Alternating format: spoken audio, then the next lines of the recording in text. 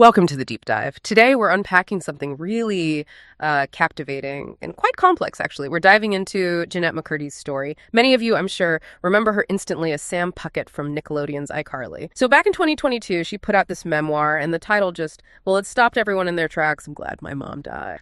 Even the cover, her smiling, holding an urn. It's this kind of dark humor, really, that sets the stage perfect. The book itself digs into her experiences growing up as a child star. It's a pretty raw look at the trauma, especially her incredibly difficult and overbearing, narcissistic stage mother who just relentless pushed her to be a starlet, pushed her to be the family's financial lifeline. Right. And her story, it's incredibly personal, of course, but it doesn't exist in a bubble, does it? It really hits hard because it connects to this much bigger conversation that's, kind of exploded recently about child star, the industry. You see it with things like the Quiet on Set docuseries, which, pulled back the curtain on Nickelodeon.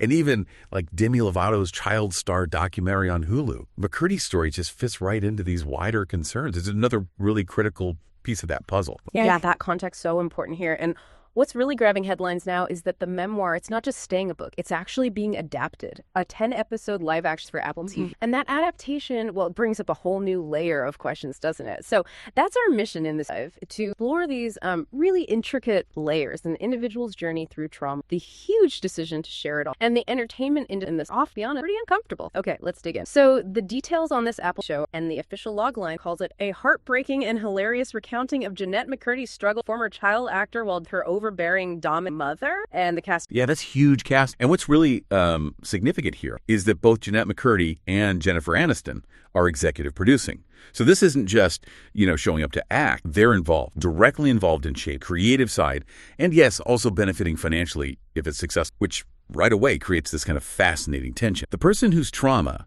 is the entire basis for the story is also directly involved in, profiting from telling it again on screen. Now, from a more critical angle, some people are looking at this and saying, look, this is just another example of Hollywood trauma economy, as they call it. The argument is basically that the industry makes money twice. First, making money going in and, exploiting young talent. People talk about this conveyor belt system, kids cycle through shows, lots of pressure, not always great oversight. And then they argue Hollywood makes money coming out. When those same people dealing with the aftermath write books, do documentaries, TV shows, go out at press tours, it gets described as like the ultimate form of Hollywood hypocrisy, really. Yeah. Self-serving. That's stark. So if the industry profits both ways, what does that say about these stories? Especially when they talk about, healing. It makes you question, doesn't it? Is the motivation just about healing? Or is it maybe more about the money? Or even just like shock factor and prurient interest? It challenges that sort of easy assumption that just talking about trauma publicly is automatically a good thing. Particularly if, nothing actually changes within the industry itself because of it. If the system just keeps running the same way, then what's the real long-term impact beyond, the money made by the people involved in this specific project? But okay, let's look at the other side, because there is another side. A lot of fans, for example, are saying, hey, as long as Jennette McCurdy has complete control, then it's not weird, it's not exploitation. They see it as her way of reclaiming her own story, taking the power back, And that's totally fair. I mean, she is undeniably in the driver's seat here. No one's forcing her. She's making a calculated decision, presumably for her own benefit, and that's absolutely her right. Her decision, to put it maybe less poetically. Something terrible happened to her, and she has every right to, make some money capitalizing on that experience now. It's maybe a chance to make herself whole, at least in a monetary sense, from a really sad situation. But this does raise a pretty profound question. What's the human cost, maybe spiritual cost, of putting your deepest childhood trauma out there for public consumption, even when you're the one choosing to do it, especially for money? Which leads right into that bigger and often, frustrating question. Do these stories, however powerful, actually change anything in the industry? That really is the million-dollar question, isn't it? Because these individual stories, like McCurdy's, they're vital. They raise so much awareness. But do they translate into actual enforceable changes across the board?